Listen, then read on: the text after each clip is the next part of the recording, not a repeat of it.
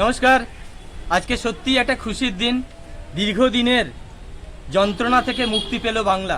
প্রথম কথা, আমি একজন এখনো পর্যন্ত নিরপেক্ষ সাংবাদিক বলছি, আমি বাংলার মানুষ, আমি বাংলার ভালো চাই, বাংলার মানুষের ভালো চাই।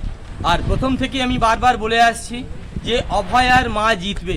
আমাদের সাংবাদিক মহলেই অনেকে অভয়ার মায়ের এগেনস্টে অনেক কথা বলেছে। অভয়ার মা না জিতলে তাহলে সেটা হতো বাংলার পরাজয়। সুতরাং অভয়ার মা 20,000-এর বেশি ভোটে জিতেছে, এটা কাম্য। আরেকটা হচ্ছে মমতা ব্যানার্জির পরাজয়। কেন বিদায়ী মুখ্যমন্ত্রী মমতা বন্দ্যোপাধ্যায় পরাজয় হলো?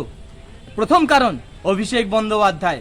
কারণ অভিষেক বন্দ্যোপাধ্যায়ের এই দিনের পর দিন স্ক্যাম, এবং অভিষেক বন্দ্যোপাধ্যায়কে আপনারা সবাই সংবাদপত্রের পাতা থেকে শুরু করে মানুষের মুখে উনি কয়লা চোর, বালি চোর, গরু চোর, মোষ চোর নামে খ্যাত।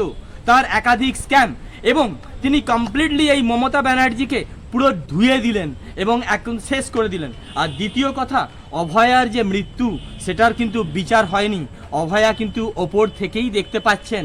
তৃতীয়ত, এত চাকরিহারা মানুষ যারা চাকরির জন্য যাদের সংসারে টান পড়ে গিয়েছিল তারা কিন্তু রাস্তায় বসে আছে। যারা শিক্ষক তারা রাস্তায় বসেছিল, ছাত্রছাত্রীরা রাস্তায় বসেছিল। আজ মুখ্যমন্ত্রীকে খোদ বসে থাকতে হয়েছে সেই স্ট্রং রুমের সামনে রাস্তায়। তাহলে কি হচ্ছে? ওই একটাই কথা, উনি আছেন, উনি সব দেখছেন।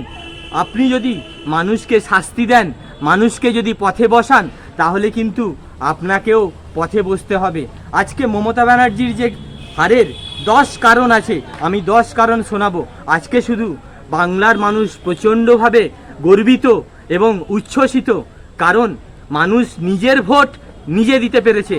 এবং আমার জন্মে নয়, আমি তো দেখিনি, অনেকেই বলছে ভারতবর্ষের ইতিহাসে এইটা হচ্ছে সেরা ভোট। মানুষ নির্ভয়ে ভোট দিয়েছে, নির্বিঘ্নে ভোট দিয়েছে। আজকে বাংলা নতুন করে একটা যেন স্বাধীনতা ফিরে পেল।